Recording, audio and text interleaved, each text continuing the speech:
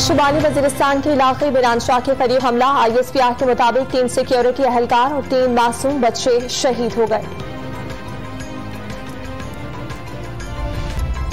नून league आज गुजरात में सियासी ताकत का मुजाहिरा करेगी। फुटबॉल ग्राउंड में जलसे का पंडाल सजा दिया गया। 80 फीट तवील और 20 फीट ऊंचा स्टेज तैयार। मरियम नवाज और हमजा शहबाज कारकुनों से खिताब करेंगे।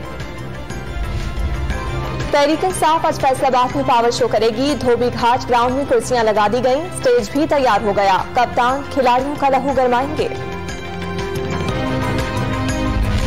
सरबराह तहरीक इंसाफ इमरान खान ने अपने कत्ल की साजिश तैयार होने का दावा कर दिया। मुमकिन जिम्मेदारों के नाम बताकर वीडियो महफूज कर ली। कुछ हुआ तो वीडियो कौम के सामने आ जाएगी। सियालकोट में खिताब।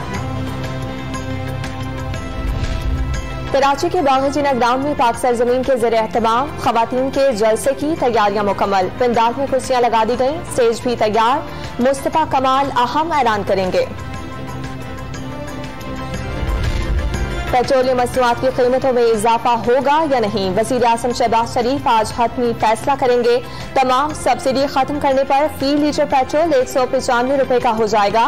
डीजल की कीमत भी 230 और लाइट डीजल 186 रुपए फी लीटर तक पहुंचने का खदशा।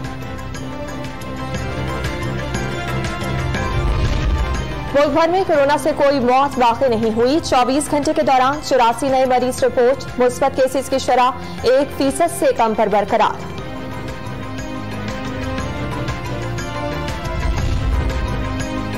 Australian cricket legend Andrew Symonds car हादसे में हलाक। साबिक क्रिकेटर की कार को हादसा टॉन्जोल के करीब पेश आया। 46 साल साइमन 2 मरतबा वर्ल्ड चैंपियन स्क्वाड का हिस्सा भी रहे।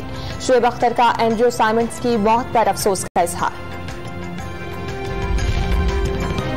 और मुल्क भर में आइंदा हफ्ते भी गर्मी की लहर जारी रहने का इम्कान। 18 मई से बेशतर शहरों में दिन का दर्जा हरारत बढ़ने की पेशगोई।